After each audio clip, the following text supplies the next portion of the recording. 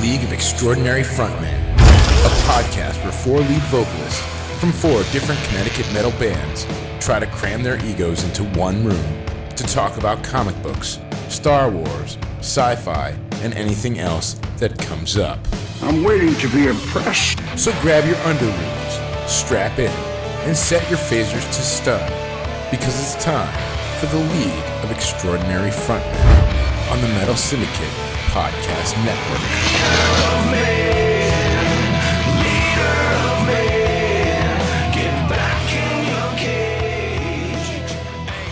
This is proof that I should be recording at all times. No, I'll say that sometimes. Be like, what, man? I'm like, what? Said he's pregnant. Oh, gee, I don't know if it's the fat part or the gaseous part or shit leaking out of parts of your body part. It's Gee, all of that. What part? Nothing more. Oh, any guy that says the most beautiful thing I've ever seen is my wife pregnant 8 months with her child, and I'm like talking about a guy who has not had anyone to play with his dick in 8 months. I'm serious. Scotty, you're You're on. gonna sound like more of a pansy than you already do, sir. Yes. Oh. All right, so you started recording just now? You're on. All right. Oh, was that all done recorded? All right. By the way, if you have any complaint emails, please send them to Welcome to League of Extraordinary Frontmen, episode 65. Scotty Anarchy is #isnotmyboostergold. I understand it's a very popular hashtag right now. If it's not, it needs to be. It's right up there with Answer the Question, Phil. This podcast was recorded on Sunday, February 26th, 2017. Little known fact, Nathan Phalion is the one who started that one. I can assure you, just made it up. if you're listening to this podcast, now is the time to probably just turn it off and go listen to the old episode of Metal Syndicate that just came out last week. Because I can guarantee you, nothing good is going to come after this point. We are your hosts, Agrippa from Agrippa 93. Scotty Anarchy from Crossing Rubicon. Kevin James Frear. Thank you. AJ Pelletier. This is weird not saying our band names. Really is. You guys got to get back in a band. Well, we got stuff going on, all right? Yeah. We got stuff. I'm Jeannie from Crossing Rubicon and Agrippa 93. And I'm not doing it in alphabetical order today. And I'm Michelle from Space. Ready for this? Lady J from Downtown 6. Whoa. Yeah! I just want to say, AJ, that... I'm a band wife now? Yeah, you're a band officially a wife. band wife. Well, how do you think I feel when I go to an Agrippa 93 show? Mariah is more qualified to be on the show than you. Notice how I took over his chair this week? Don't laugh, Kevin. Wait, Don't laugh. Don't laugh, get I'm laughing because I told you that. I just can't believe. That's fair. I can't believe in this show I'm the least douchey person here. Go figure that. Night is young. It's a very eye-opening experience, right? Y'all can feed yourselves. Actually, every woman that listens to this podcast, if they heard that first spiel, they're probably like, "No, Scott, you really are a biggest douche." you did say All right, what do we have on the show this week? We have no emails. We do have a host question, I hope. Haven't even looked at the notes, so I'm guessing at that. I read it and it's a daisy. Odd Comics. We have Nerd News. I doubt we have Who News because Michelle's not here. We should just do it. New Toys.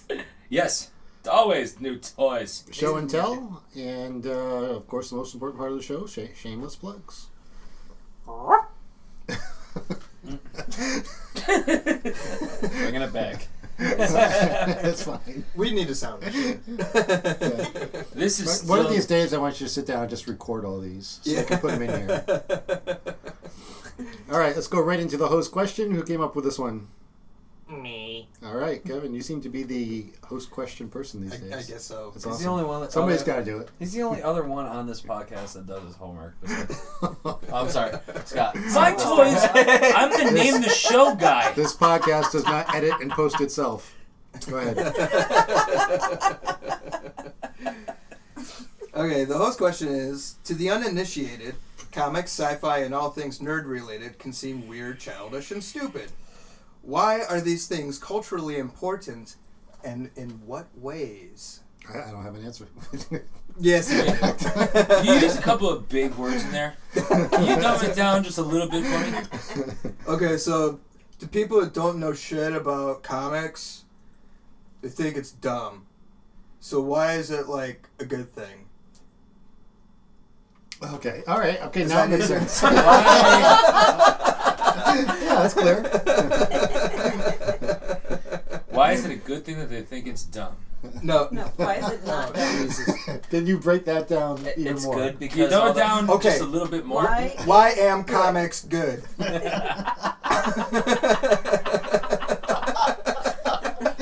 Wow.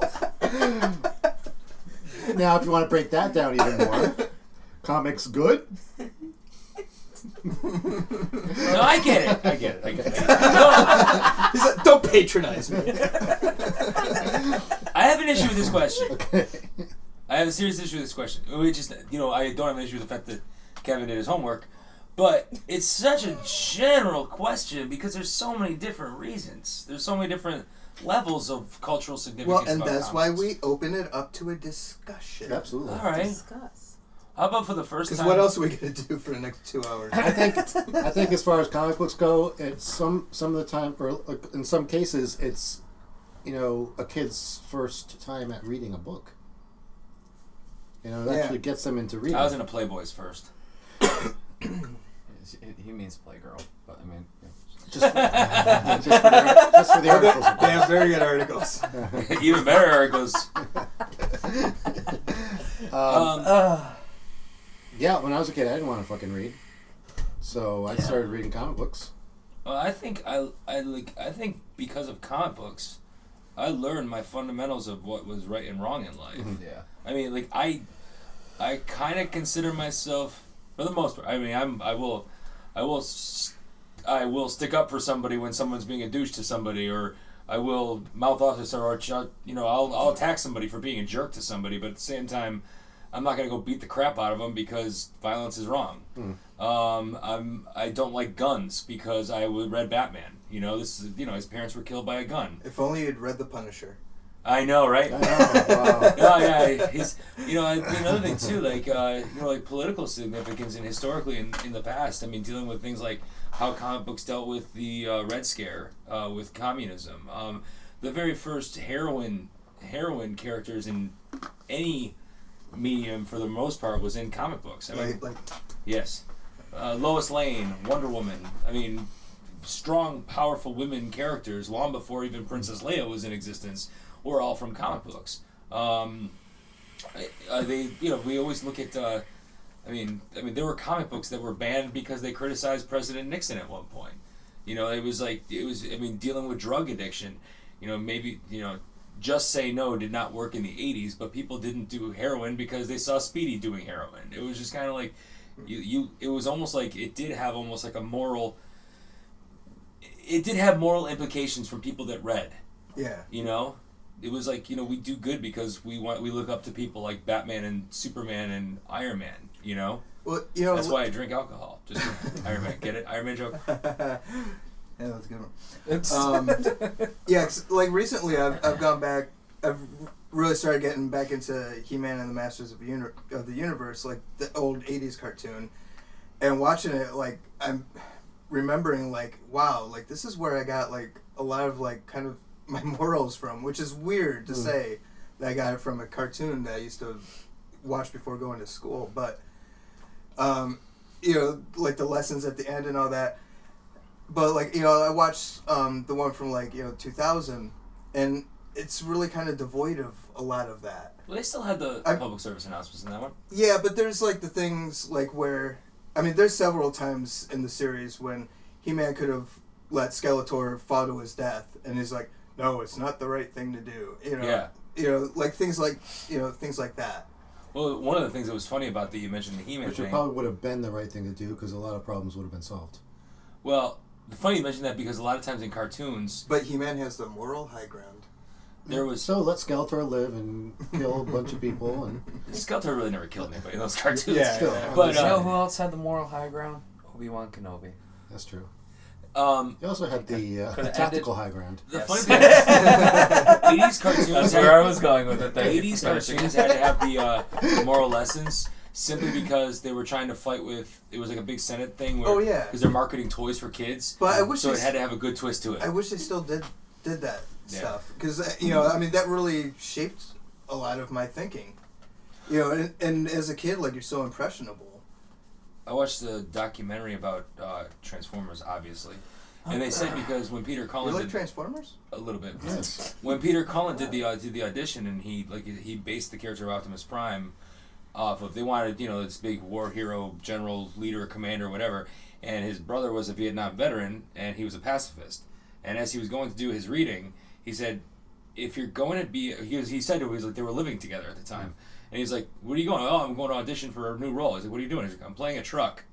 And then he goes, "Well, it's actually these alien robot from outer space type thing, whatever." And he goes, "If you're going to be a hero, be a noble hero." And that Peter Cullen took with him when he went to the audition. And he was like, instead of being a badass, because all these other readers were doing the whole badass thing, he actually was like, "I'm going to make this character the pacifist that uses violence as a last resort. I'm going to be the character that kids can really look up to." And he kind of created a new style of hero in the 80s. And they actually said there was like this whole sociological or psychological test that thing that they did where kids that were raised in that era that knew of the Optimus Prime character had a different mentality from people from a generation before. And it was really heavy that it carried on that much of a thing. Yeah, like that's one of the things that I really have that's probably my biggest problem with like a movie like Man of Steel and Superman v Batman is that there's absolutely none of that. If anything, they're the opposite. So you're saying the problem is Zack Snyder? Yes. Well, Yes. no, I mean this extends way Yeah. beyond Zack Snyder. I mean, obviously, I guess he's not doing anything to help it, but I remember as a kid, like it almost seemed like comics were kind of like almost setting the trends, and now they're sort of just repeating the trends. Like comic books back in the day kind of were almost like a reflection of what we want the world to be like, and now they're just a reflection of what it is like. So what you're saying is somebody's got to go out there and write Kingdom Come again. Kingdom Come? Yeah. That was kind of what that book was all about. Well.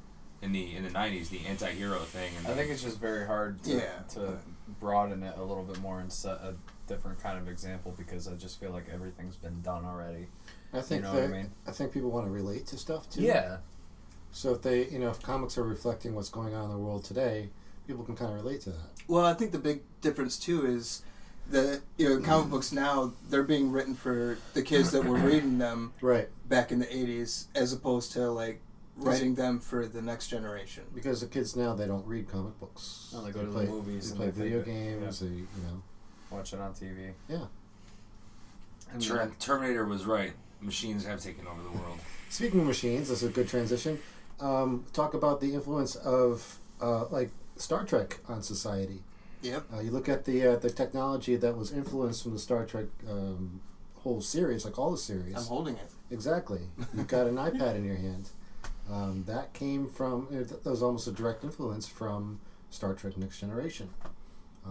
It's kind of cool when technology surpasses what they're doing in Star Trek. Yeah. And that's when you want to be like, how stupid were you, Roddenberry? This shit's so much smarter than what you came up with. Yeah, it's funny. It's like you watch like the original series and they're clicking buttons. Yeah. It's stupid. You got buttons. Dummy. But, like the flip phones that they used to have in the 90s, right? That all came from Star Trek. Who hasn't taken their Motorola? Oh, absolutely. Scotty, Everybody. beat me up. Yeah. Everybody wanted one. And imagine a world that didn't have Star Trek. Like, what would our technology look like today? Yeah, exactly. What would influence that? Well, yeah, phones. I think it was bricks. I think it was Einstein or like some giant scientist said that genius is mostly like creativity, and then the smart guy part is figuring out how to make it work, how to implement it. There's the engineer and the dreamer. And also look at the influence of Star Wars. I mean, it's a cultural phenomena. Phenomenon.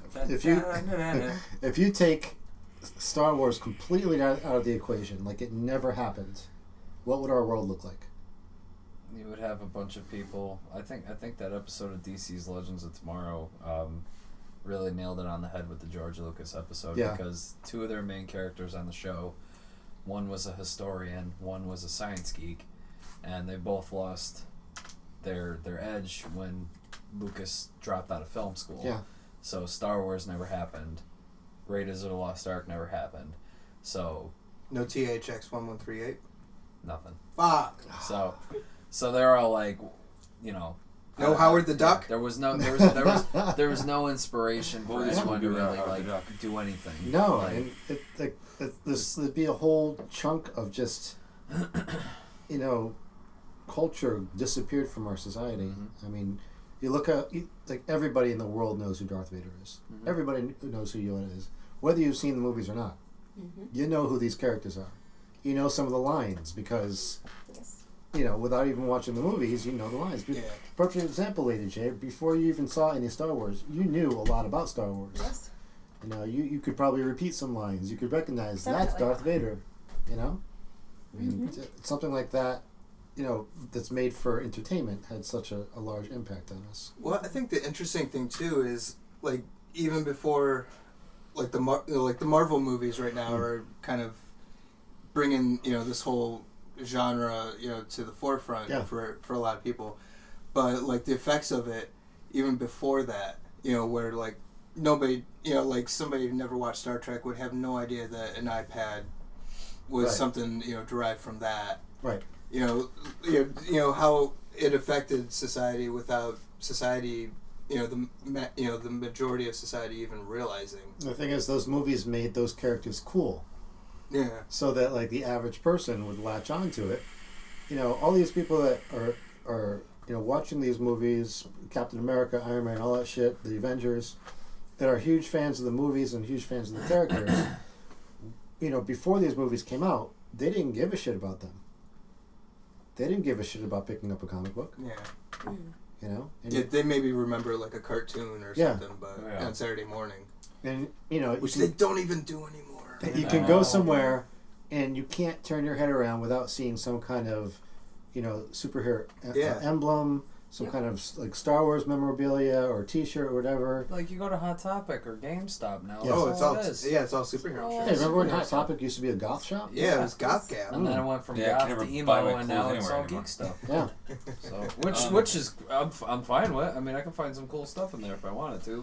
But one of the things when it comes to like one of the things that I don't like about the cultural phenomenon about this is that it's oversaturated. It's oversaturated, and at the time now it's giving like I said, it's funny where like people that used to make fun of me for being into this stuff are now wearing Batman shirts, and they've only seen the Nolan series and think they know everything about Batman. Yeah. It's like no, like like it reminds me of like in high school.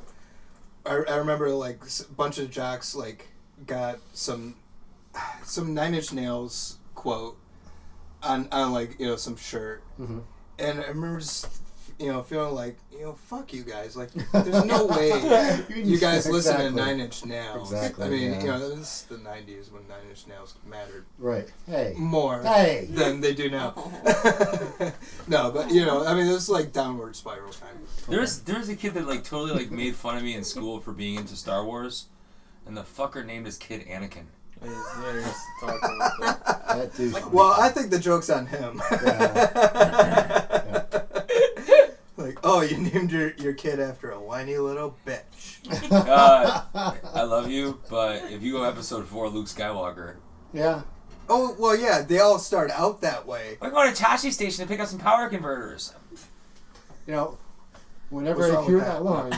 I would go to Tashi Station. Whenever I hear that line, I instantly think of Robot Chicken.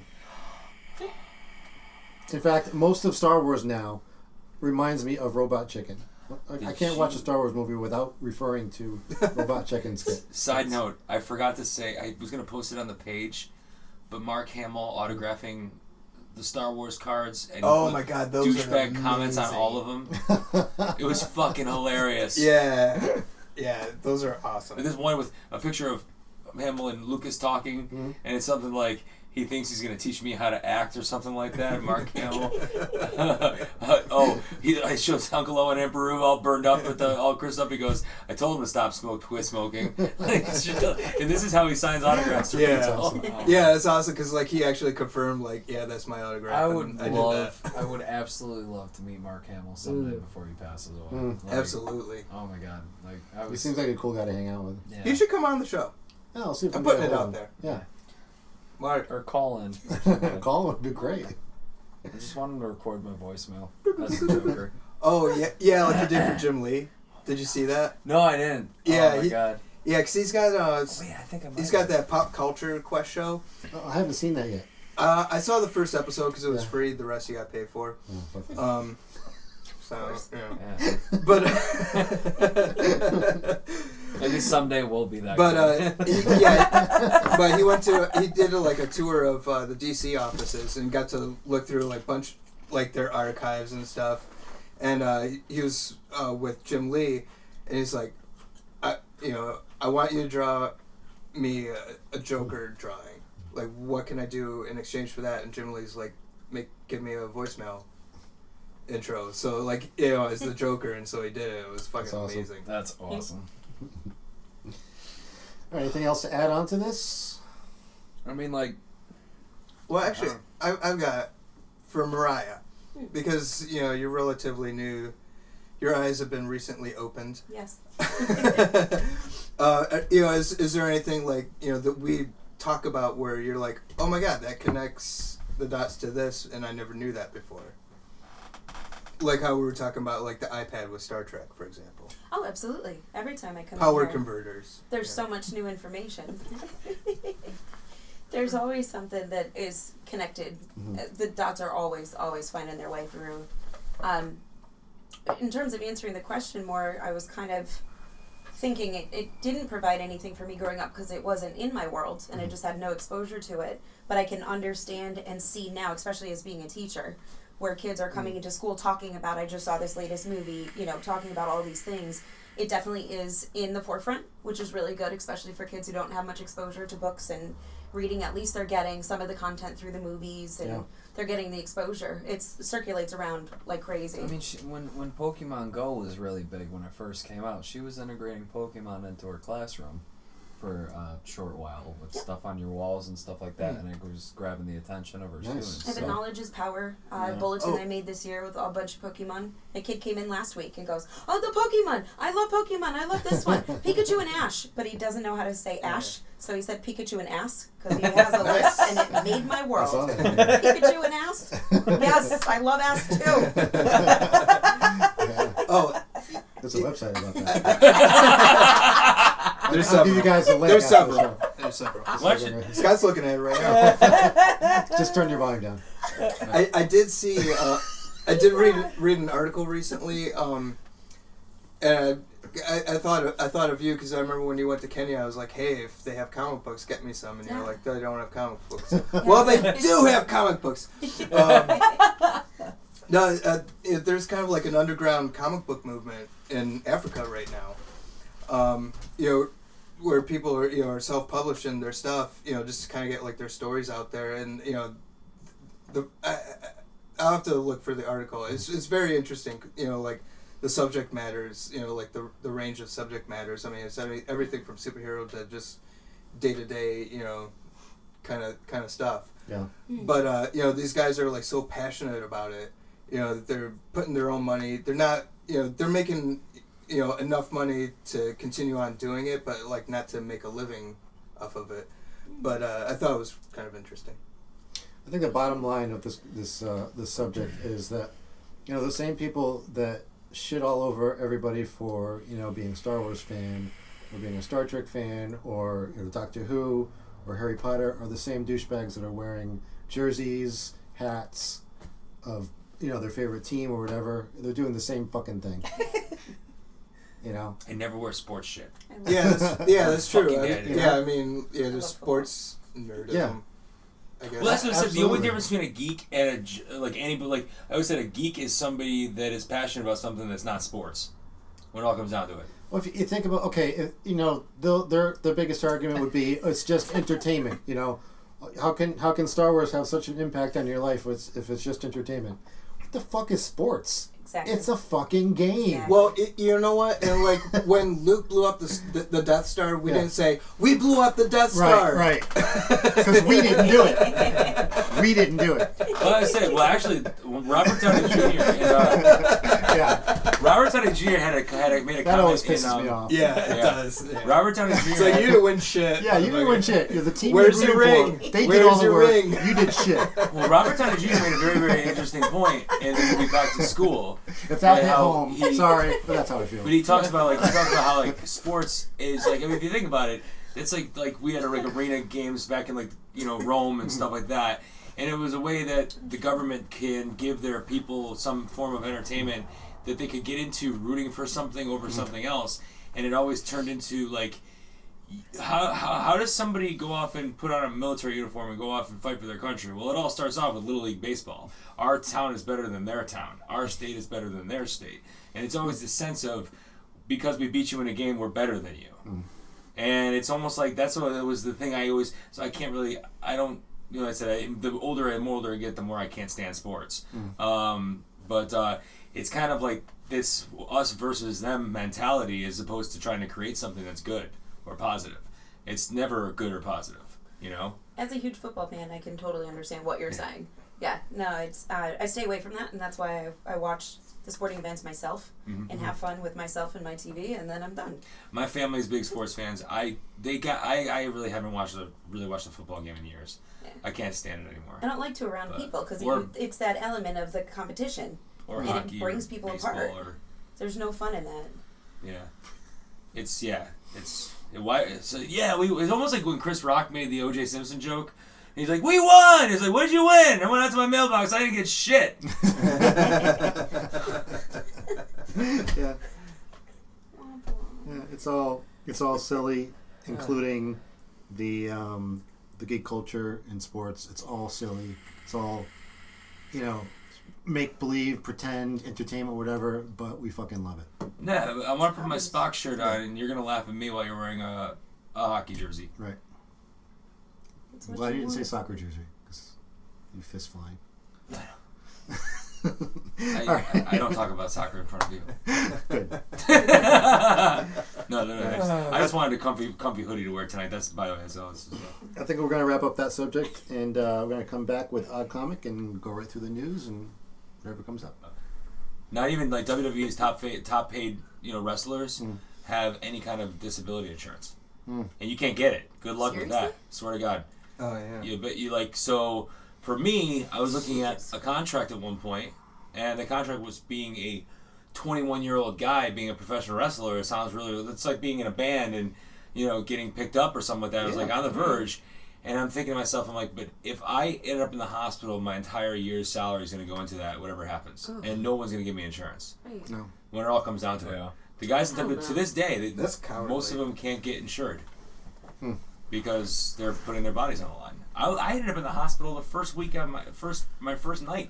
And you went back? Yeah, I was in the hospital like 3 times. My father would always pick me up, be like, "Just don't tell your mother." It was always the yeah. Like, how intense were you into it? Like, I was literally I quit on a. You're not recording, are you? Yeah. Oh.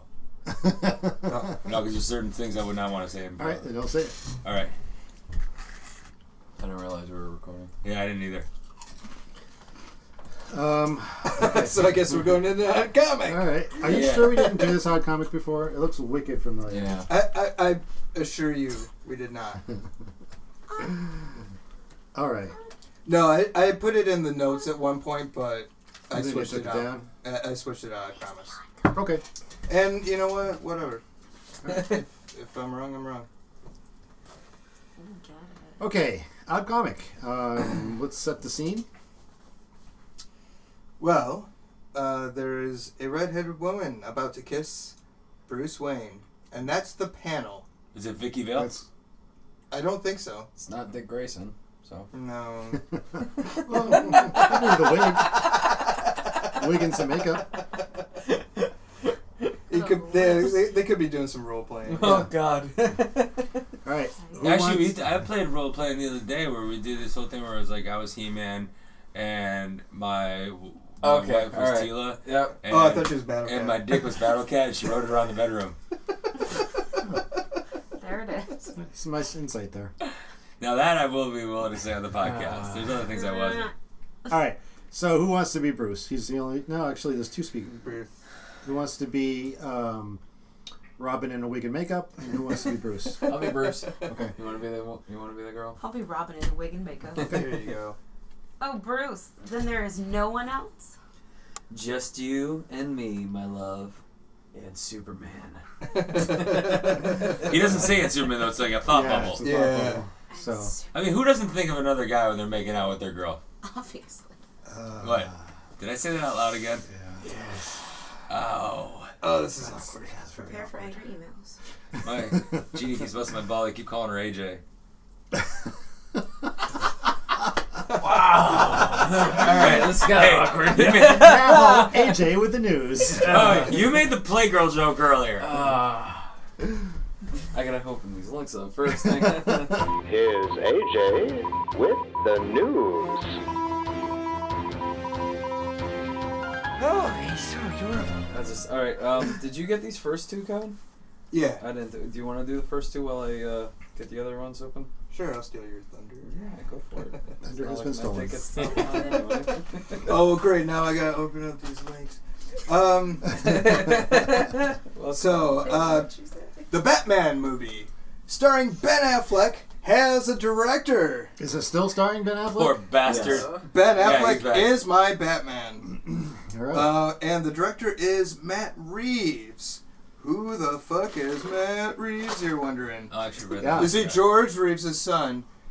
Is he Keanu Reeves' brother? This is why AJ reads the news, everybody. I'm actually enjoying this. So. All right. So who the fuck is Matt Reeves? He is best known for helming Cloverfield and the two recent Planet of the Apes sequels. The Planet of the Apes movies were actually really good. Yeah, they were. Yeah. So now... Huh. Okay. I heard good All right, things I'm a about little that. excited about this. Now he's Batmaning it. Cool. Poor bastard. All right. So we got this guy doing the directing, and Ben Affleck is still Batman. Yeah. All right. It's looking good. Yep. So there is still hope in the world. Affleck might change once he's on the rag again. Well, we'll see. Yeah, you never know. I think, I know, like, he's got a passion for comics and all that. I realize that, like, anytime, like, somebody takes on, like, a superhero role in one of these big franchises, like, that's a major commitment. Yeah. It is. That's years where he can't do other personal projects that he wants to do. So I to a certain degree, like, I understand somebody, like, backing out. But I don't think he's going to do that. Good. I don't think he's gonna do it either. My reason for kind of like calling him out, being like, he's a geek. He's a big Frank Miller. He was a big Frank Miller fan. He's a huge Batman fanatic. When he gets a little bit of, I don't know if I want to do this, or if there's any kind of like, it's like, shut up, put on your man pants and go out there and do it. Well, it's like you always say, like, I'll do it for a muffin and a coffee. You know? I mean, I'd be Batman. Fuck yeah. Like, Hell, I'd be Alfred. Now He's by far like the best like shaped Batman like ever. Like I agree. 6'3", he's in terms jacked of- as hell. Yeah, like really, like, not since George Clooney has somebody look like comic book Batman. Yeah. I mean, granted, unfortunately, Clooney was in, like, the shittiest Batman movie of all time. Yeah, but I mean the bat nipples too, though. Yeah, he had the nipples for it. I can tell you that. That's all latex, my friend. do we have any more information about this movie? Like, do we have a villain yet? Do we have? I know Deathstroke. Deathstroke's the main Okay, villain. cool. So it's not going to It's, be And good. I No heard- Joker. 'Cause, No like, Joker. Yeah. I There are also other heard. villains. Well, I heard it's supposed to be mostly taking place in Arkham Asylum. Yeah. Okay. Right here. So maybe we'll get a which- shitload of villains. We'll get a shitload of villains, and we're probably gonna get Joker. If it's gonna be like Arkham Asylum, the video game, that would be dope. Yeah. Yeah. Honestly, I like. In again, that case, they should get Mark Hamill to be the Joker. Yeah. That would be fucking saw it. I kind of want to see. I still want to see Jared Leto without Harley Quinn do Joker. I still think that we didn't see enough. I'd give it a shot. Honestly, I still haven't seen Suicide Squad, but everyone I've talked to is like, he kind of sucked. It was entertaining. He did not impress me at all. It was entertaining. I want to see him with more to work with. Yeah. It's like I said, to me, it's almost like introducing a new Batman and giving him Robin right out of the gate. I feel like it sissified him up a lot. Which, believe me, I love Harley Quinn. It didn't. You don't come out with a new Joker and show him Joker in love right out of the gate. Yeah, no, that killed it too for soft. me. It hurt it. That killed it for me. I want to see. I mean, because we've seen Leto. I mean, Leto's been a sadistic creeper in a lot of movies. I mean, he knows how to do the dark shit. Yeah. And I thought they gave him a fluff storyline.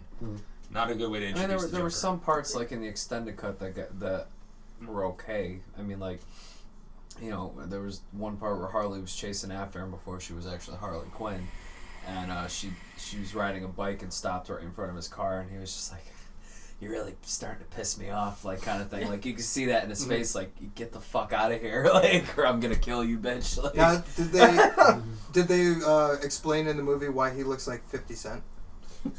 Actually, there was something that went around. There was something that went around that there was a rumor of a deleted scene. You're like, I don't even know how to answer. Wasn't there Batman knocked his teeth out? Yeah, or something? Yeah. The whole reason why Wayne Manor was burnt to the ground in Batman v Superman is because Joker lit it on fire. But is that addressed in the movie? It's not. It was supposedly a deleted scene that never made the movie. Oh, okay. So, and according to the rumors about that scene, Batman got a hold of the Joker and beat the living piss out of him and broke all his teeth. Seems to be a theme now with movies that they strip out all the stuff that connects things and makes things. That kind of seems like that would be important to have. Yeah. Isn't the one thing that kills all the modern day movies just bad editing nowadays? There was even a deleted scene that didn't make it to Suicide Squad with Slipknot, the guy that died in like the first 10 minutes of the movie. He was like in and out. Yeah, Wonder Woman supposedly captured him, and there was a deleted scene with her in it. Could I have seen that and known that? They also, the tattoos and stuff like that were based off of a sketch from Jim Lee, which one of the things, when I first saw it, I guess the sketch here, which... Yeah, it does look like Jim Lee's... Yeah, that was which was actually like one of the worst books ever. Yeah. But Jim Lee's artwork was amazing in it. But that was like a lot of like what the look was based off of. Yeah. Yeah, I mean, obviously with Jeff Johns' input, I mean, you're only 30 inches away from Jim Lee. Yeah. I'd like to see him have another shot. I want to see him do a better script where he can actually take it where it should go. Honestly, I think like the only Joker besides Mark Hamill who was the best in my book was probably Heath Ledger. Yeah. Yeah. So. Like I said, nothing. Everyone before that was great, but I always say the problem with all the other Jokers going up to Heath Ledger was that they were all pretty much impersonating Cesar Romero. Yeah. I mean, Jack Nicholson was Cesar Romero. Which is my vision of the Joker. Jack Nicholson was playing Jack Nicholson. Yeah. He was good though. With makeup on his face. Yeah. He was good though. I still liked it. I mean, my vision of the Joker has always been a psycho, sadistic, psychotic, but always having that one like thing where he just has to cling to Batman. You know what I mean? Like he's not himself without Batman. Yeah. So it's almost like there's a relationship between the two of them that he thinks that in his mind he's not complete without Batman. Yeah. Which is like Lego Batman. Exactly. Brilliant. See, that movie explained a lot. Yeah, it did. I still haven't seen that yet. Well, I mean, it's so good. See it. It's so worth seeing. To go see it. Iron Man sucks. Another thing too, Dark Knight Returns too. That was the whole thing where Joker was gone because Batman was gone, and then all of a sudden Batman comes back, and then the one part of the panel where you just see, completely dumbed up Joker, and all of a sudden he starts to smile again in his insane asylum that he's staying in, and all of a sudden you're like, here he's back. All right, next. Was that it? Yeah. You want me to go with the Hugh Jackman? Yeah, I mean if that's one of go ahead, because I got the other ones that I got. So. All right, cool. So, Logan is Hugh Jackman's last Wolverine movie, but he might reconsider. All right, you okay? I'm We're excited. all sitting down. All right. Go ahead. Now Deadpool sequel. He's not going to come in for, like, you know, that's not going to bring him out of retirement. But he did say... God damn it. that he would definitely reconsider calling it quits if Fox and Marvel Studios could reach an agreement that would allow Wolverine to appear in the Marvel Cinematic Universe. Do you think that will ever happen? I would love to see that happen, but I think by the time that does happen, Hugh Jackman will be way too old. I don't care. He'll be older, man. He will be geriatric Wolverine. Geriatric. I don't care. Just a... Come on. I mean, let's be honest with you. Again, this is just like case in point. Take a lesson, Ben Affleck. You got a guy who's like he's actually challenging the studios to step it up a notch, and he'll stick around just because he loves playing that role so much. Yeah. You know, so I need time to work on my projects. You know what? Hugh Jackman can do it. Yeah. Well, just to add to that, you know, since we're talking about Logan, speaking of last films, Patrick Stewart is actually retiring from the X-Men franchise. Yeah, Pat Stew. So he is no He longer... had a good run. Which is weird because just days ago he said something on Twitter. Someone asked if he was going to be in the Deadpool sequel, and he says, "I would love to do that. Make it happen. You guys have the power. Make it so. You guys have the power to make that happen." But then all of a sudden he's retiring from the X-Men franchise. So that makes me sad because that's one step closer to me having to read one day that Patrick Stewart has died. I know. Yeah. Yes. And I don't want to read that. I just saw the funniest. He's got to outlive Shatner. I mean, come on. Oh, you gotta check out the interview that he did with Ian McKellen and Hugh Jackman. Was that about the circumcision? Yeah. Yeah. I fucking laughed so hard when I saw that. He's really funny. Patrick Stewart. He's hilarious. He's hilarious. You know, and he's been on the Nerdist several times. Yeah, and him and Ian McKellen together. Yeah. They're BFFs. Yeah.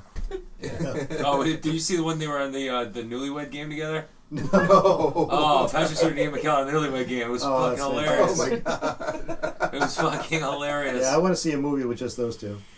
They should do like a new version of Grumpier Old Men with those two. Yeah, it'd be perfect. I would pay to see that. Yeah, totally. Yeah.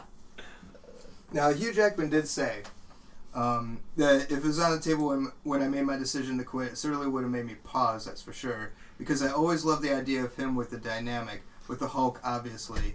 Oh, God. Now, that would be awesome. Hell yeah. Like him versus the Hulk, and then retire. If Sean Connery could play James Bond in his 60s, for God's sakes, right? come on. But not just that, but like you add the Deadpool in there too. You know what I mean? Like well, you have all that character. Like there was even an animated movie that sucked, but I mean like you had Deadpool, Wolverine. But there's more of a connection with the Hulk though, because that was his intro. Yes. Maybe in Infinity. Because it's not done yet. Is it fully casted? I mean, let's be honest. Like, how, you got to think of too when it comes to Marvel and 20th Century Fox. Yeah, how stupid are they? I mean, hey, let's make a deal. Well, it's not Marvel. Do you want an answer for that? No, I know how stupid they are. Fox. But seriously, Fox is fucking up. Oh, I know. I didn't know if that was rhetorical. And they're still gonna make another Fantastic Four movie, and I just saw that today, and I'm like, just what? Give it to Disney. Stop. Not with they really do. Just give it to Disney. Fantastic Four is the perfect Disney property. Yeah.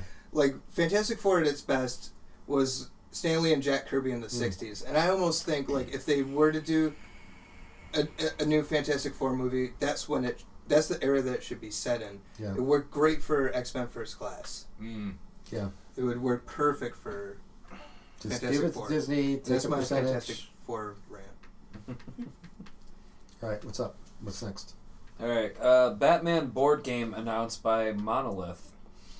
Monolith is currently riding high on the success of the board game adaptation of Conan the Barbarian, and now the company is setting its sights on a certain Dark Knight.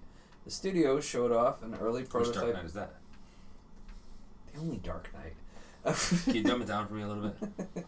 The studio showed off an early prototype of their new board game at this year's Game Festival in Cannes, and it centers around Gotham's protector, Batman. They showed off their demo space on Facebook, and later on posted a few more photos of people trying out an early copy of the game. The game will use the Conan engine, so to speak, with a Batman skin. Conan is built on various scenarios. It's very Hannibal Lecter. Is built on various scenarios that you set up for 2 to 5 players. Players can take control over Conan and any number of his allies that they battle against one player who takes the role of the Overlord. So I guess it's going to be somewhat like that. Is this like a miniature game? Yeah, it's nice. a board game basically. But so yeah, that's there's no word exactly when this will be released, but that should be pretty interesting. But continuing on with Batman news, I got this. I didn't actually post this in here because I heard about it last minute, but there are rumors going around that March 8th there's going to be a major announcement for another Batman Arkham game. It's supposedly supposed to take place after Origins and right before Asylum, because they're milking the hell out of that franchise. Yeah. They kind of Supposedly the story is going to be wrapped around Batman and Robin, Dick Grayson as Robin. He won't be Nightwing, he'll be Robin. And it's going to take place in Gotham, and supposedly there's a major breakout from Blackgate and Arkham Asylum, and that's where the whole story is supposed to take place. So keep your eyes open. Do you think they're running that franchise to the ground, or do you think it'll actually be... As long as to continue? Those games keep getting better and better. They are good. Our Origins was terrible, but I mean, if this isn't as bad as Origins, I could probably get into it. So, Cool. Those are my thoughts on that. So be on the lookout for that. Alright, moving on. Continuing with Batman news, as soon as this page loads. Warner Brothers, wait for it. Come on, that was funny. Why am I the only one laughing? That was funnier than it should have been. Warner Brothers developing a Nightwing solo movie with Batman director. Nice. Yes, it is true. Ben Affleck? No. Warner Brothers is developing a Nightwing standalone film with the Lego Batman director Chris McKay. Live action? Live action. Wow. Whoa. The announcement comes shortly after revealing War of the Planet of the Apes. Director Matt Reeves will be helming the Batman. McKay is in negotiations to direct the standalone Nightwing film with Bill Dubach writing the script. Bill Dubach? Yeah. He's best known for writing work on Ben Affleck's The Accountant script. So, aside from the Lego Batman movie, McKay is recognized for his work on Robot Chicken and Titan Maximum. Those don't sound like good credentials. Yeah, so we'll see what happens with this, but that's pretty exciting. What do you think they're going to go like origin story and shit like that? I'm assuming. They'll probably throw Batman there just to they're probably going to fill in the gap with Batman versus Superman. You know, with how cool double would Jason it be Todd if they being dead. Start the whole thing in Bloodhaven and just a couple flashback scenes and just make it. I think that would be cool. I think they kind of have to throw Batman in there because there's going to be so many people that have no idea who the fuck Nightwing is. Yeah. What's a Nightwing? Right. And on some sad news, if you haven't heard by now, actor Bill Paxton dies at the age of 61. Game over, man. So weird. I just watched Predator 2 the other day. Yeah. I'm not okay with this. Literally. Was he in that one? Yeah. Actor Bill Paxton has passed away at the age of 61. His death is the result of complications from surgery. Paxton's family released the following statement. It's with heavy hearts we share the news that Bill Paxton has passed away due to complications from surgery. Did they say what kind of surgery? Because I want to stay away from I'm not sure. Loving husband and father, Bill began his... Well, it's just basically his background. But his career included many iconic fan-favorite films from The Terminator, Weird Science, Titanic, Apollo 13, Twister, Predator 2, True Lies, and Aliens. He literally was the only person ever killed by a Terminator, a Predator, and an alien. Mm-hmm. He was also just appearing on the Training Day series on CBS, so I doubt that show's going to continue. Twister is like a staple of my childhood. This is not okay. Did you guys ever watch Big Love? No. That one was really good. Big Glove? Big Love. Big Glove. No, if it doesn't fit. The Michael Jackson story. No, he plays the father in this Mormon polygamous family. It was an HBO show. It was really good, actually. So that's going to be it. It's really hot. Yeah. So who else is going to help Rose find her little necklace under the sea with him gone? Titanic, man. They'll have to recast it. Yeah. I'm For totally Titanic Part 2. Titanic too. Titanic 2. Still looking for the damn necklace. I gotta put him in the. I always gotta put Bill Paxton in the Keanu Reeves and Nicolas Cage category of. I hate to say it, but bad actors in great movies. Man. What? I'm serious. Twister. Keanu Reeves, really? Oh, dude, he's a horrible fucking actor. And John Wick, come on. John Wick was awesome. I haven't seen it. Yeah, he's great in CGI action scenes. Well, speaking of Keanu Reeves, he said he would be down for another Matrix movie. Apparently, there was rumors going around that there was a possibility for another Matrix. Where would they go from there? No idea. But he said he ended it pretty well. I mean, it was like, Yeah. okay, it's definitively done. Yeah, he said he would be involved as long as the brothers were doing it again. So, but, They're not brothers anymore. He needs to know. They're not. How do you become unbrothered? Well, they both got sex changes. Oh, okay. What? Yeah, they know both that. did. I didn't know that. Yeah. Well, he would do it as long as his sisters would do it again. Yeah. Wow. Okay. Cool. Good for them. We at the League of Extraordinary Frontmen fully support the brothers becoming Where sister the fuck community. was I when that happened? Yes, Wow. we do. Holy Yeah, shit. yeah, one of them. One of them came out as brothers who came out with the trans Matrix. like a few years ago, and then Yeah. the other one Corrected just him. recently, like maybe the last year, came out as trans as well. Cool. Okay. Moving on. Top 10 comics for Random. Wednesday. It is. For Wednesday, February 22nd, brought to you by Legends of Superheroes. We got Action Comics number 974, Amazing Spider-Man number 24, Captain America Steve Rogers number 12, Detective Comics number 951, Extraordinary X-Men number 19, Flash number 17, IVX number 5, Justice League of America number 1, Spider-Man Deadpool number 14, and Uncanny Avengers number 20. Legends of Superheroes is located at 1655 Straits Turnpike Suite number 4 in Middlebury, Connecticut. Open 6 days a week, closed on Tuesdays, and just like your local music scene, support your local businesses. So go buy some comic books today and tell Bob the League of Extraordinary Frontmen sent you. Hi, Bob. Hey, Bob. Bob. New toys? Yes. Give me a second. Just going to get back to the beginning of my notes. All right. First of all, just to get it off, started off right, because everything right always starts with Star Wars. 40th anniversary action figure collection is coming out this year. Most of these figures are going to be re-releases, but with the original packaging from the from 77. From the Kenner line? Nice. Yes, original packaging, modernized version of the figures, but the original packaging. And what there's do we got for articulation there? it's going to be multiple points of articulation. All right, nice. The one of the coolest things I think though is the Darth Vader figure is coming with the early bird kit with stands. Oh, wow. Yeah, they're bringing it back. This is how the Star Wars figures were originally released. Yes. You got a box because they didn't finish the figures on time. Cool, man.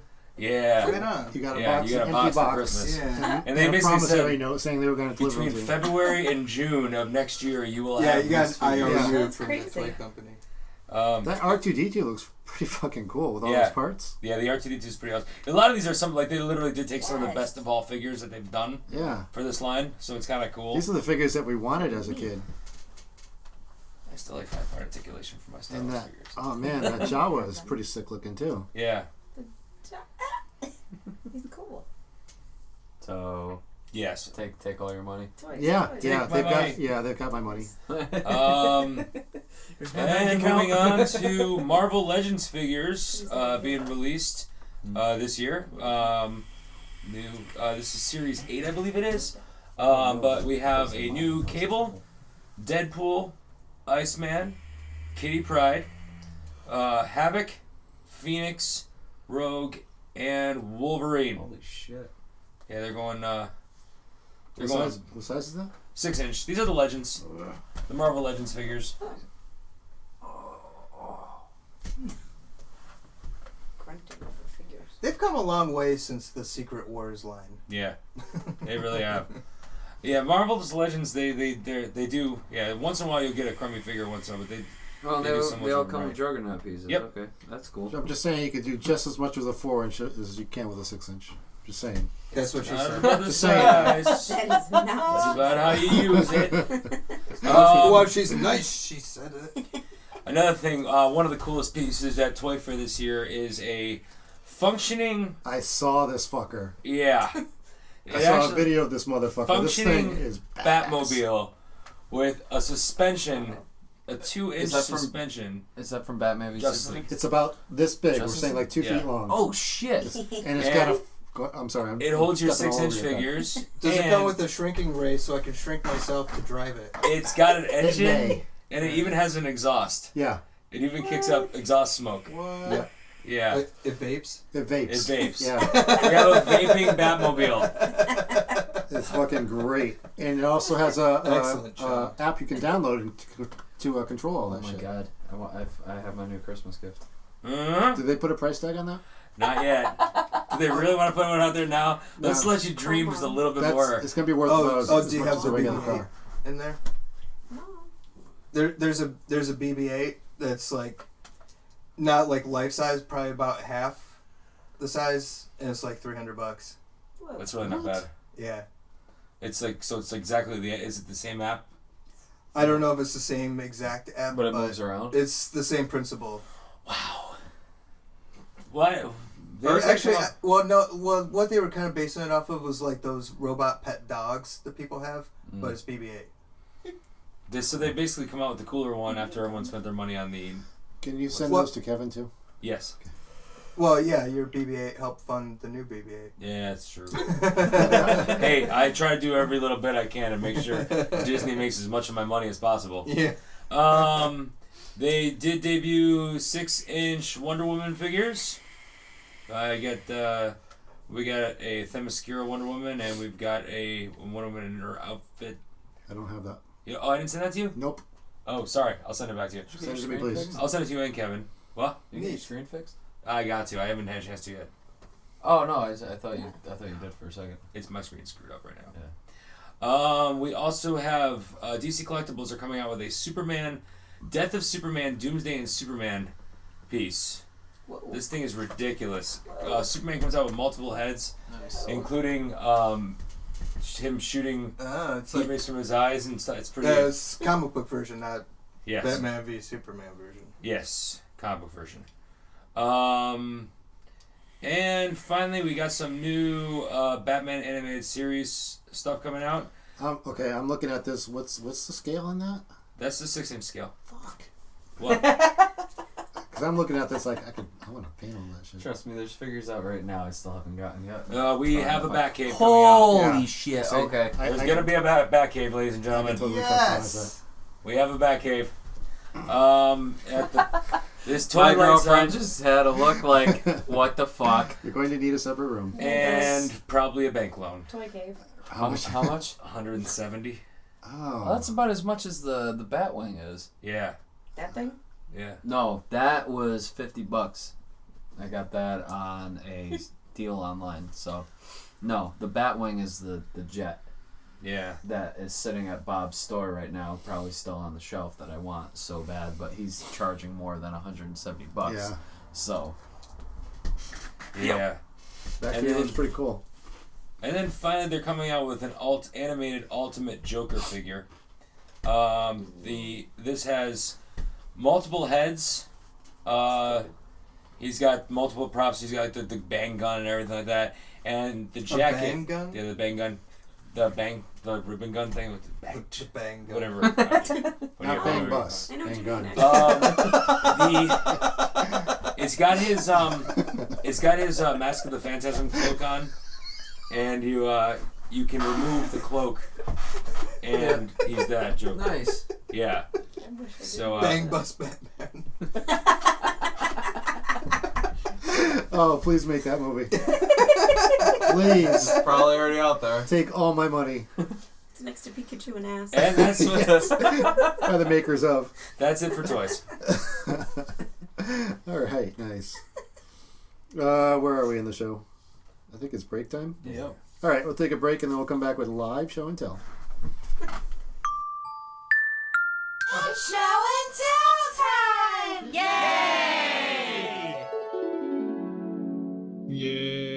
welcome to Live Show and Tell.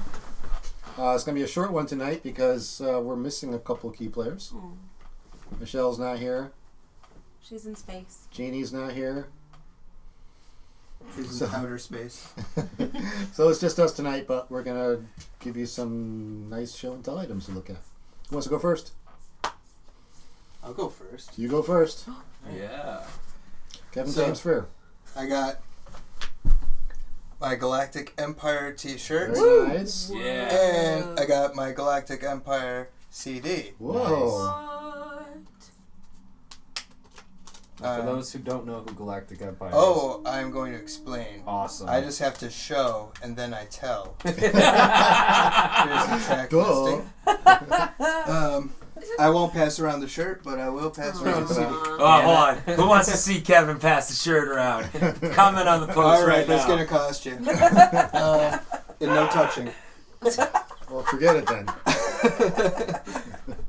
Galactic Empire is a heavy metal band that plays the soundtrack to Star Wars, and the John Williams, Star Wars music, and it's not just the original trilogy. They've also got a couple of prequel songs in there as well.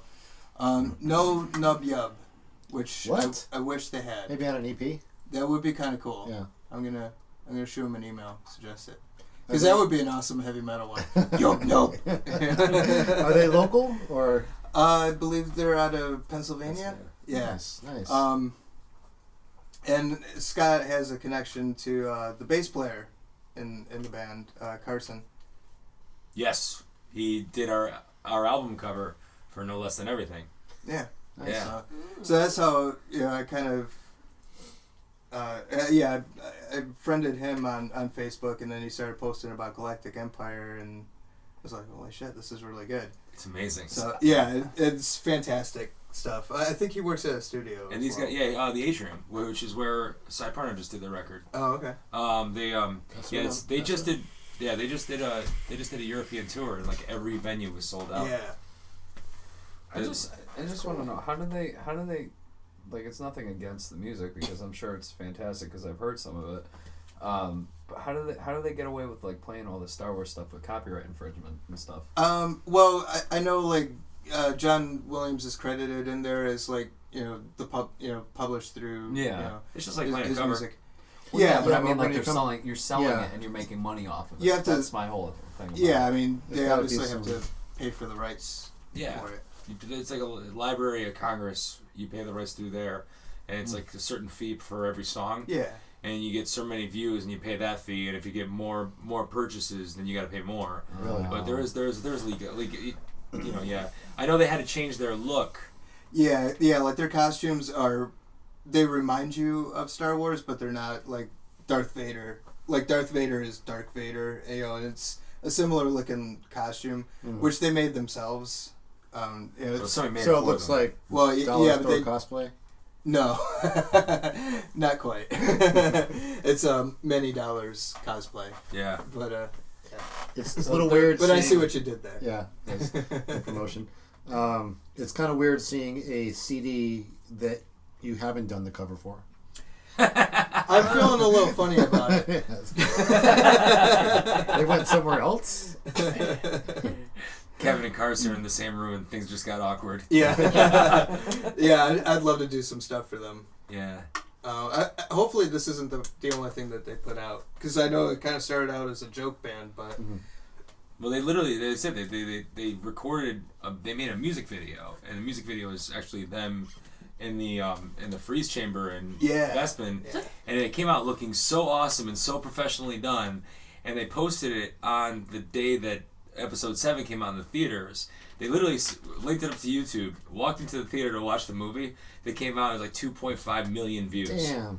And and they were like, this started out as a joke. So Galactic Empire is Dark Vader, lead guitar, Red Guard, guitar, Shadow Ranger, guitar, 3 guitars, bass commander, can you guess what instrument he plays? Yeah. And Boba Fett on drums. That's pretty clever. and they played the entire set in the costumes, Oh, which that'd be brutal. I can't imagine doing that. Sweating balls.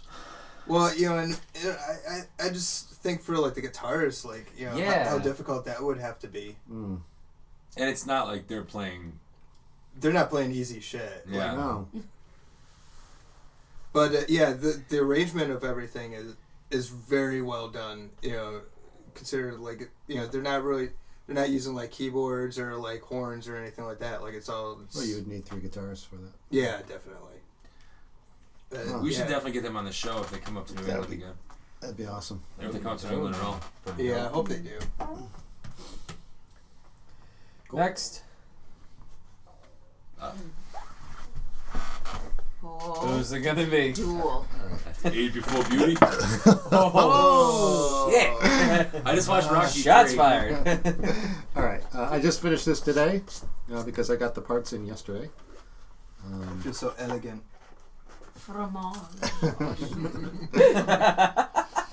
This is the League of Finer Things. I've been wanting to make a badass Cobra Commander, one that doesn't look flimsy and stuff that Hasbro makes. So I came up with shots fired. My version of Cobra Commander. Yeah. Very cool. Wow. This is a Frankenstein figure. It's got several different parts from everything. The head is from Hasbro's G.I. Joe. The snake is from Hasbro. And that's about it from Hasbro. The cape, the torso, thighs, and upper arms are all from Hasbro. That's actually what's his face from S.H.I.E.L.D. Nick Fury? Yeah, Nick Fury. That's from a Nick Fury figure. The forearms, hands, and lower legs and feet, that's all from Marauders. The Marauders comes in like full. They give you full legs that you can use, but I actually liked the upper legs from Nick Fury and the lower legs from Marauders. So he's black from the waist down. He is. Awesome. And that staff is representative. Yeah, he's not making up for anything. Yeah, so the coat itself came from Marvel too. Nice. So just pass that around. I just finished that thing today. Yes. That's awesome. It's not easy to combine legs like that. Yeah. Yeah. Did you have to like glue them? No, they're not glued, but they're strategically placed so that they don't have to be glued. They're a little. They barely fit in there. I had to do a little bit of filing on some of the parts to get them in there so that they're still operational. The arms were a little bit loose in the joints, so I had to use some putty in there to make them stronger, so they still work though. So they're not crazy glued, but there's like a little bit of putty in there so you can move them around. The putty that I use is actually poster hanger. You know that the stuff. Oh yeah. I actually use that stuff a lot. Big dick. It's what's keeping his head on right now. Now this is. Do you have some for AJ? And of course, the whole thing was completely repainted, including the staff. Now I is mean there both staffs. Yeah, both staff. Gotcha. Oops. Oh no. That's good. There goes his head. Oh, the gun actually is from. How'd you know I was going to ask you that question? Yeah, Well, which gun? There are two. the one he's holding Oh, there's three. The cool one. is also from Marvel. I can't think of the character. Anyways, I thought it was fitting. I didn't want to use his normal like laser gun. I thought that would be a nice upgrade for it. But that's my badass Cobra Commander. Nice. Yeah, this is fantastic. Thanks. I also did Cobra Firefly that I finished today. Made out of mostly Marauder parts, and it came out pretty awesome. Nice. How long did that one take you? Several days actually, because I had to paint up as much as I could without the parts. I ordered the Marauder parts, and I had the rest of the stuff painted already. So once I got the Marauder parts in, I could like attach everything and then do the rest of the painting and make sure I would kind of gambled on whether the parts were going to fit or not. Now I'm wondering, because you got the jacket on here. Did you paint the jacket separately and then put them on? Yes. Like did you have to kind of figure out like what order you're gonna? Yeah, I did because I didn't, like I said, I didn't know it was going to fit. Originally, he had the Cobra Commander helmet, but that didn't fit, and I kind of liked the mask anyways. Yeah, I like that better. But I didn't find out until afterwards, after I got the coat on, that the helmet didn't fit. So I had to go with Plan B. Still dope. Yeah, I always like Cobra Commander with me the too. hanging mask. Yeah. I like that with the anniversary when they had the red one. I thought that looked awesome. That was pretty cool. I got that at the house. This is actually from that. Yeah. Yeah. You can still see in the eye sockets a little bit of red. I kind of imagine like on the inside of the hood is red. That just makes him look more sinister. Yeah. Yeah, That's actually from the 50th anniversary. Nice. Yeah, I love that. I really like that Cobra Commander figure. But I kind of don't like the shape of him for some reason. He kind of looks like, I don't know, kind of dorky. He's always he does look really scrawny usually, but he's in Rubicon Black and Red though. He's in your team colors. He's in team colors. So I got a two-parter. One I didn't expect to get, but last night headed out to Bleachers to check out my boys in Vespera that I've known for like 14 years. Great band. Yeah, they have not done a live show in a while, so it was really cool to see them. And they were playing on Fate on Canvas, and they did their return back after quite a few years of not doing stuff together. And I remember them for the last like 10 years playing out at different shows and everything. So Franco was walking around with the new EPs, and I haven't been able to listen to this yet, but I'm really excited that there are 5 new songs that they have ready to go and put out on their first show back. So I thought this was great that they're already packaging this and working on more material and everything. So just a shout out to Fate on Canvas.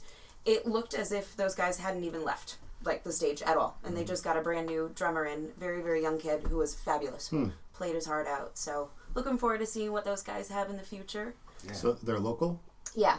Yeah, they're from that area. Yeah, they've done a lot of local shows. Cool. Yeah, I used to get them at Bleachers pretty regularly. Both those bands. Yes.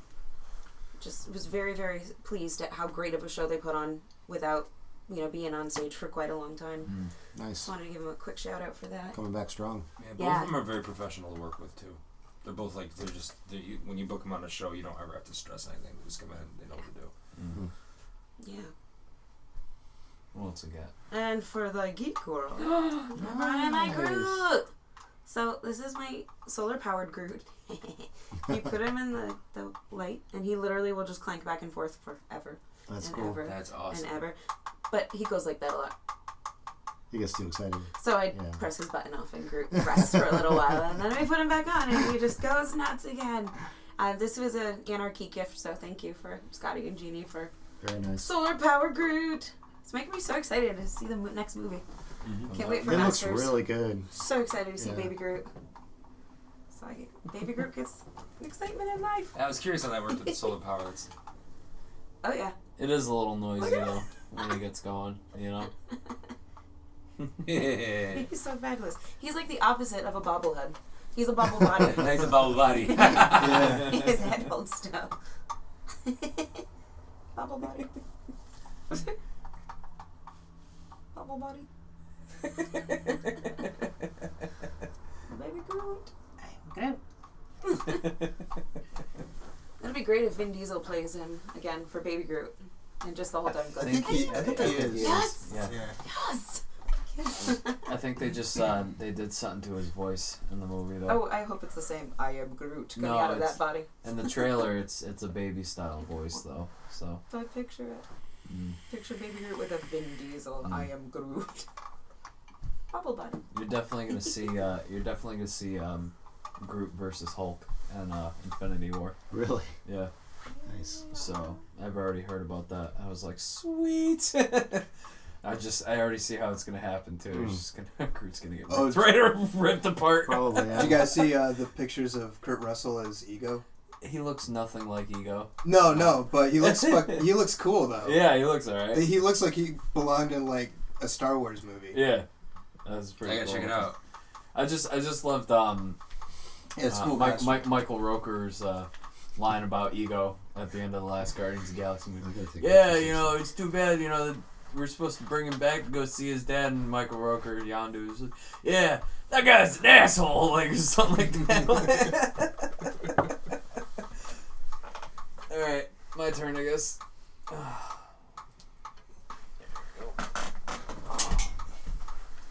So mine is, I've got a bunch of stuff for my birthday that, especially from everyone here too, that I'm going to spread out for the next couple of episodes, but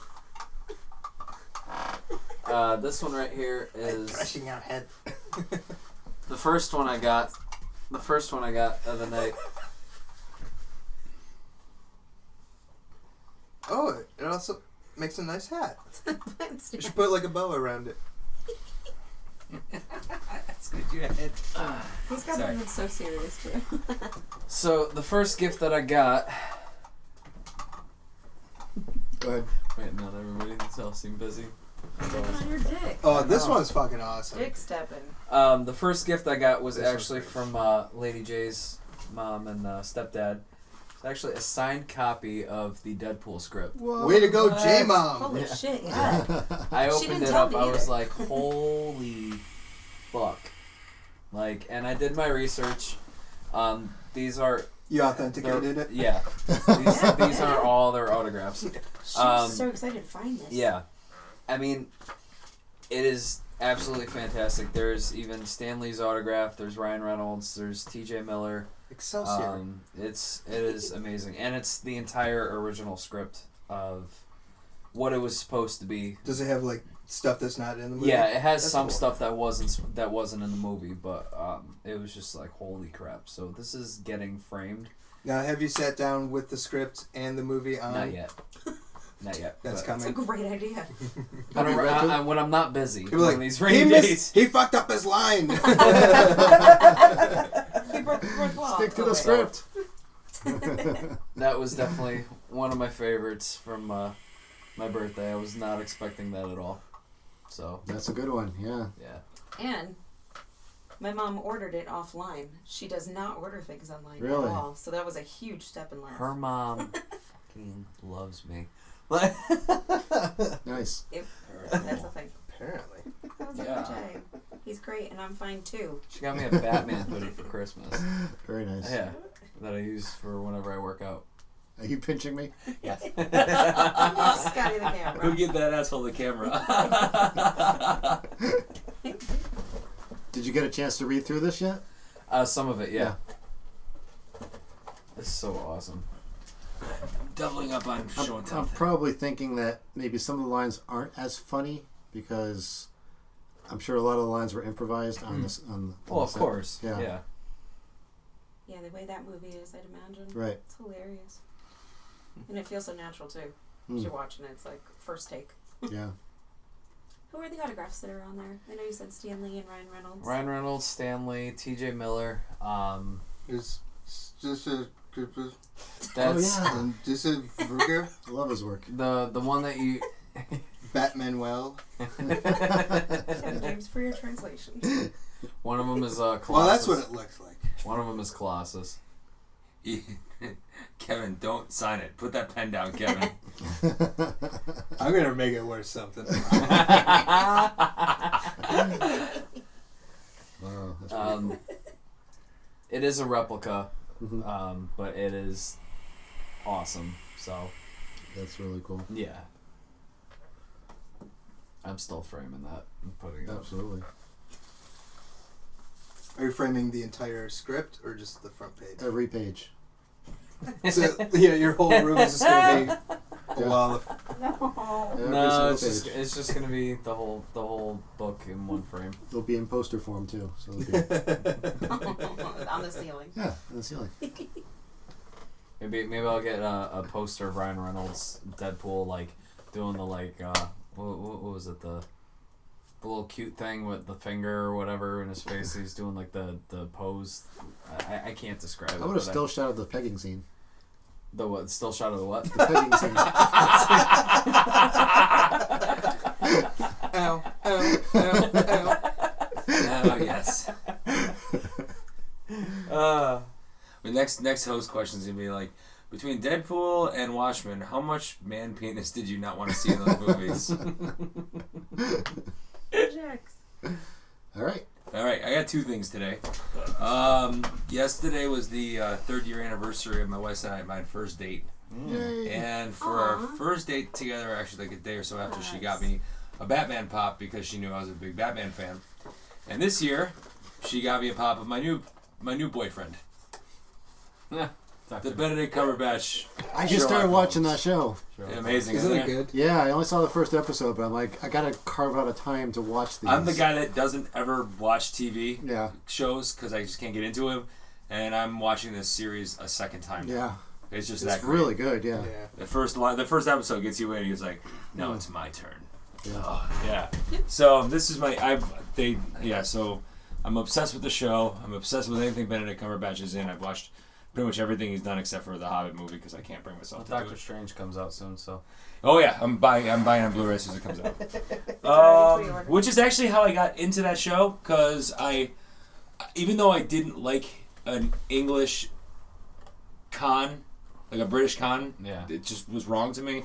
I still loved him acting in it. If it wasn't Khan, I would have liked it a lot better. But and then I got a new toy. Oh boy. Which is It's not a day if Scott doesn't bring in a Transformer. Whoa. That's true. This is a Year of the Goat Optimus Prime Platinum Edition. It's kind of a promotional one. Like I brought in the Year of the Horse Optimus Prime, and I brought in that Year of the Horse Starscream. Like I said, they don't keep the lines the same. Like this is actually my very first G2 Laser Prime, which is the second Optimus Prime they ever did. Got a window to open it up. I have a thing for clear Transformers. I just love watching a clear Transformer. This thing's really built. I mean, this is a 1993 mold that they redid, and there is some some of the stuff doesn't work. I was actually thinking I mistook Kevin for not being here for Michelle not being here. Because this thing's got like 30 different projectiles that it shoots. Shit. Just skip Kevin. I was just going to skip Kevin altogether. But I have... You gotta test it. Oh, I did. There's actually a couple of... I saw reviews of a couple parts that didn't work. So I was a little nervous. But yeah. This is... one of the reasons why I got this now too is because I am doing an Optimus Prime video. Comparing pretty much like Optimus Prime through the years. And they just released a new Headmaster Optimus Prime that's kind of based on this one. And I broke it. Just kidding. It's the cab. This thing is just ginormous. It's not masterpiece ginormous, but it's pretty ginormous. You can totally get your fingerprints all over this if you're not careful. Gas truck. And the coolest thing about this too is because it was 1993 when the original mold came out, they made all the missiles a hot pink color. Because you remember G.I. Joe and Transformers at that time, everything had to be day glow. And it's a dark time. Hey, check it out. It was a really dark time. They hold your sausage. Yeah, they're sausage dispensers. All right, I'm going to do... I guess I have to eat it. This really does not take a lot of time to transform, actually, which is pretty nice, because I'm not... I love Transformers, but I'm like the one guy that likes simple Transformers. I don't like to sit there for an hour, in which some of these... Oops. It shot you. He's got some... I mean, this thing is just loaded with cool features. Like I said, the fact that this is a toy that was like 25 years old is beside me because it does some really cool stuff. I mean, you could tell, compared to modern day molds, it's very chunky, very, 80s, early 90s toy. But, yeah, it's him and his Optimus Prime goodness, right? And you put his... Oh, I forgot, yeah, the headlights work. Oh, cool.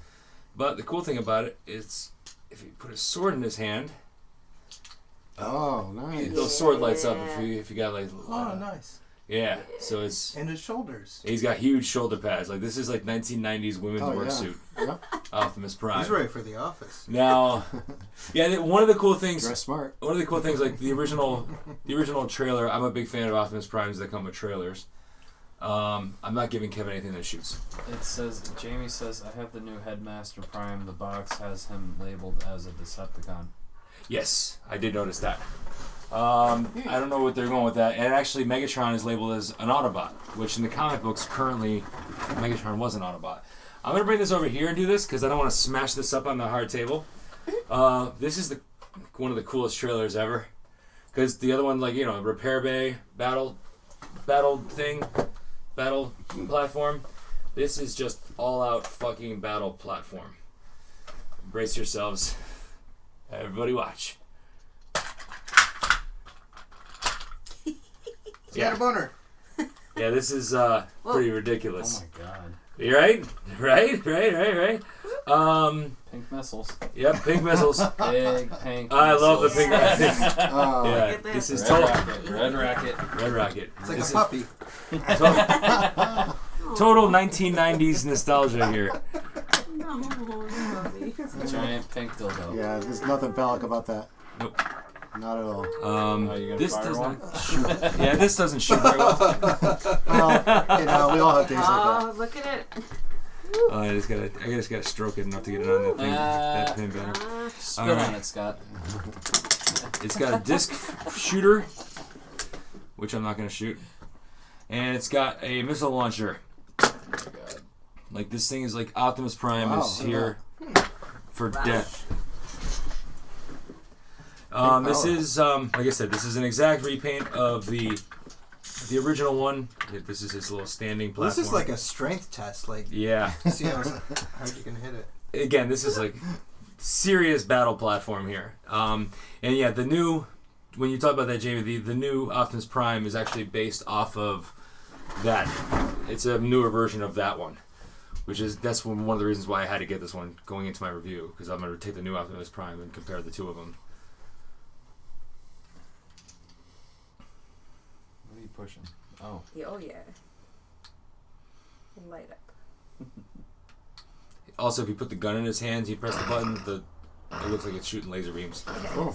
Yeah. I think it's pretty freaking ridiculous for a 25-year-old toy.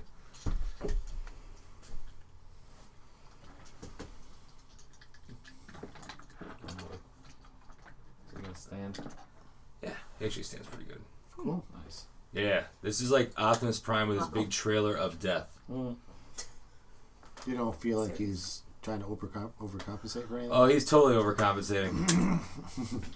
Especially when he stands. There it is. Had it come. But trust me, I don't think I saw a single review of this toy where they didn't.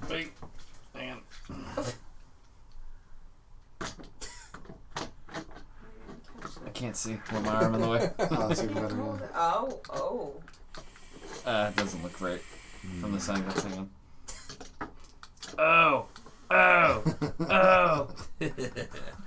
Yeah.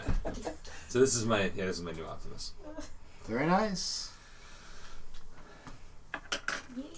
I actually like the look of this truck so much. I actually want to. Sometimes I'm gonna display it just in truck mode too. How many do you have now?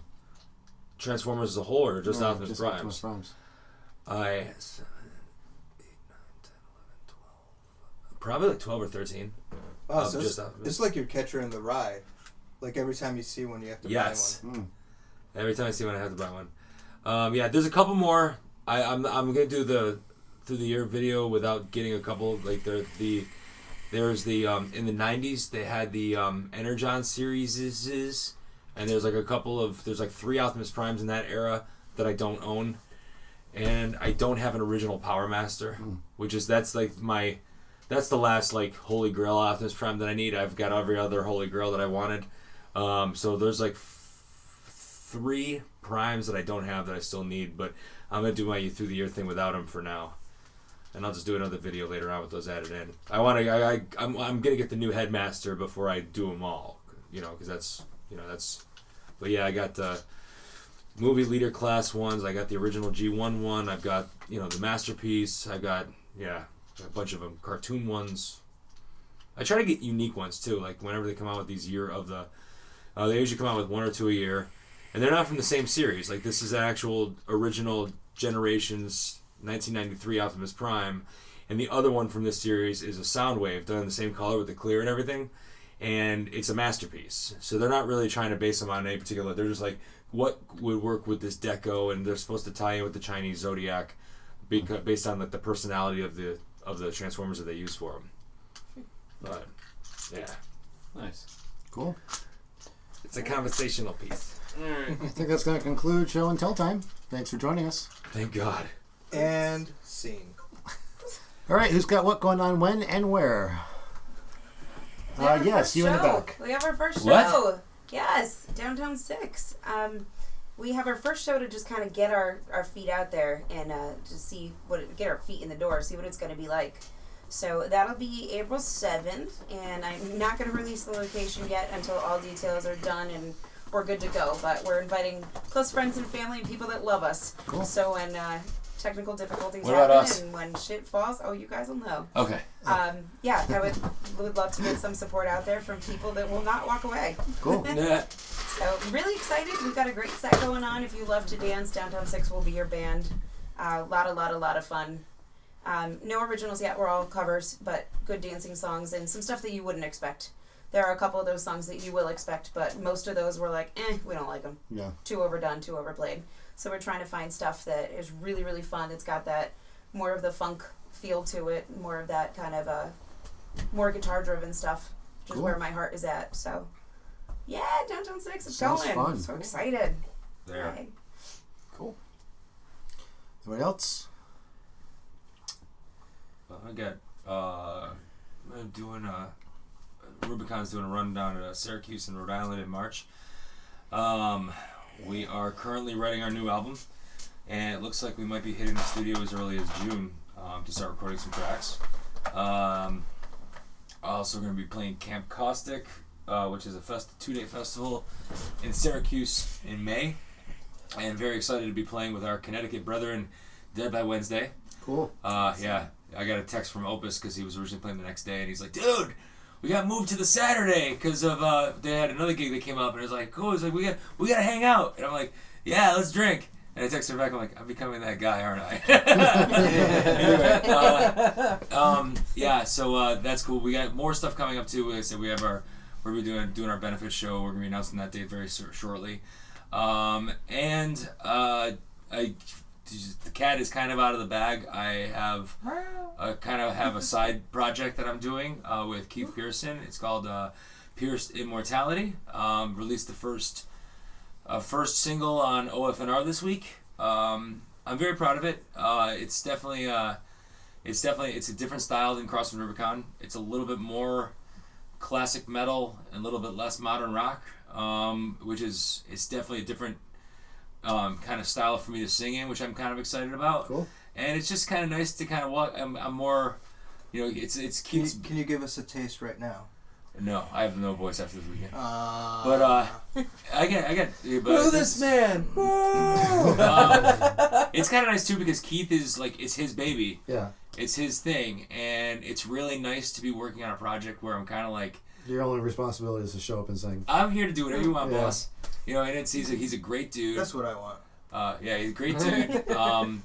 It's kind of like I said. He was very willing to let me take some liberties in the singing in the studio, and even though Nick produced our first album, it was my first time singing with Nick in Dexter's Lab, and I was actually terrified. I hate singing in the studio. I don't know you guys. I can sing live all day long. I hate singing in a studio. It's a whole different feel. And it's tough enough when I was working with Vic on the last record, you kind of get to know each other, and you kind of whatever. But with Nick, I'm walking into a situation where I haven't worked with him yet, right? Except for production level. And then it was weird because I heard the original demos of the song. I had my own ideas. And there was some times where, like, at the last minute, I was like, maybe I like the way the guy did this part better than what I was doing. So I had like 3 versions of the song in my head in the studio. But Nick was very happy that I got the whole thing out in under an hour as far as the vocal tracks, and they were very happy with it. But yeah, I'm very proud of it. It's nice to kind of have another thing, It's not the only thing Rubicon's got going on. Oh yeah, we got more stuff. Well, we did the documentary this weekend. We're gonna be doing some more work on trying to determine how we're gonna release that. I might do it as like a pre-order tie-in with the new record. Okay. That's one of the things I'm thinking about doing, or we're just doing a separate release altogether. Yeah. So yeah, there's lots. We're working on a lot of stuff right now. Sometimes having the bus breakdown is kind of the best thing that can happen. It's like finally we can get some work done. And of course, the segue from your documentary is who's doing it for you? Oh! Yeah, sorry. All right, plug, man. Hey. Plug in your plug. Sorry. Well, I was going to expect AJ to You're plug not an too. amateur. Oh my God. I am acting amateur. I'm sorry. Rank amateur. No, AJ shot her show on Friday night and did some interviews. This is all documentary. We're the official, Guinea pig. We're the official guinea pig for AJ's production company. So it's Amplified Video Productions. Cool. And thank you to Kevin James Frear for designing my logo, which I will be uploading hopefully soon. So. And you can check out my portfolio at kjfreer.com. I've got a few things going on, but I don't think I can really talk about any of them right now. But Diabolus is coming out hopefully soon, and that's about it. I know like In the Red released the artwork, but I know they've got a long ways to go for their album. But the song snippets that they put out were really good. That video you did was awesome for them. Oh yeah, I forgot about that. Yeah. Yeah, Kevin's like, welcome. I'm doing so much. I'm forgetting all these things that I'm doing. Kevin's also working on the logo for Downtown 6. Yeah, I kind of became really busy. I went from like having nothing to do. I was like, oh, I'm gonna try out this cool animation app that I got, and now I'm like, I can't. It's like I'm gonna come back. I'm gonna be feeling. Oh, I could do my own thing. Oh no. I'm gonna be feeling your pain very soon. Well, that's the thing. Well, it's a good problem to have. Like 6 months from now, when I go, like, Kevin, I need you to do an album cover. Are you ready to go? And he's gonna be like, yeah, about that, Scott. I'm not gonna be able to get to you until I don't know, maybe December the earliest. I'm like, really? Really? I'll always make time for you. Kevin's I just can't quit you. Speaking of not being able to quit, Agrippa 93 will be having a show on April 1st at Cherry Street Station.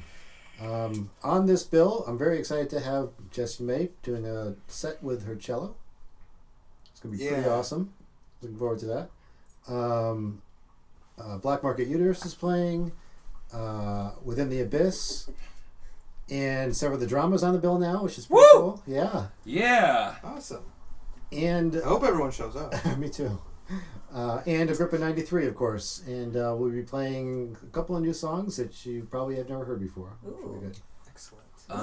Yeah, you've been writing a lot of new stuff lately. Here and there, yeah. It's just a matter of getting everybody together to learn how to play this stuff. We're also, Anarchy Promotions is going to be doing the Relay for Life Cancer Benefit April 29th. It's going to be, we're going to have co-sponsored with the CT Sirens Girls going to be coming down, doing shots by some shot girls. We are going to have the lineup, which will be announced on Monday, so I guess this is all good. Fear the Masses, Soldiers of Solace, Jessie May, Owlmaker, Death Code, Casting Shadows, Devil Inside, and Diabolus. Awesome. Sounds like a great lineup. Yeah. Nice. Yeah. Very cool. Very cool. Okay, let's close the show out. Visit the Metal Syndicast at... Let me start that over again.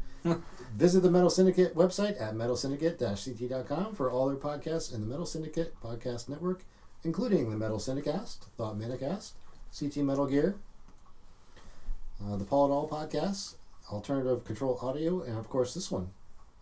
You can check us out on OFNR every Friday at 7 p.m. You can follow us on Facebook.com/The League of Extraordinary Frontmen. Also on Twitter @official LXF. And we got this Patreon thing going on. Yes. If you like listening to all the things that we offer you, like all these great podcasts that we offer, whether it be the League or the Syndicast, if you're a listener, you listen to it every week. Or the League. Or the League. And if you are a band that has been promoted on any of our shows, like or the League. Damn it! I was gonna say. All right, we got it. We got it. Or if you're a band that we've posted your show announcements on our Facebook page and on our website and on our Twitter and everything. We have been strongly promoting the Connecticut metal scene since 2013. And we're going pretty strong. We do this all on our own. We do this on our own budget. We do not get paid for this. It actually costs us money to do this. When I say us, I mean me. I'll have money this week. I just needed to get paid. If you would like to contribute and help us move along and become a bigger and greater organization for this Connecticut metal scene, you can go to patreon.com/metal syndicate. If you have $1 to give us, that's perfect. If you have a little bit more, awesome. We've already had enough contributors for the last month to pay for this month's internet costs. Nice. We do have costs that we have to put up. It's our internet costs. We also pay for space, a band room that we have to come up with the money for every month. And it's not cheap, and it comes out of my pocket. So help us continue, help us move on, help us come up with some merch that we can give back to the people. So again, that's patreon.com/metal syndicate. Thanks for listening to the League of Extraordinary Frontmen. Please email all your questions and comments, arguments, corrections to leagueofextraordinaryfrontmen@gmail.com. We'll read them right on the show. I think that's going to wrap up episode 65. Counting down the days to 69. Feel about that? Well, it felt good. Yeah, felt good. Yeah. It's surprising. Was it a strong episode? Yeah. I'm not left, sore and That's good. Yeah. We need to. We definitely satisfied after. Yeah. We got to kind of regroup about our guests. Start getting some guests back on again. I like having guests. We'll get some guests on. Yeah. I kind of missed that whole interrogation part in the beginning. Yeah. Plus, we have guests. People there's more people that get to listen how awesome I am. True. Just go and dry. And that's the show.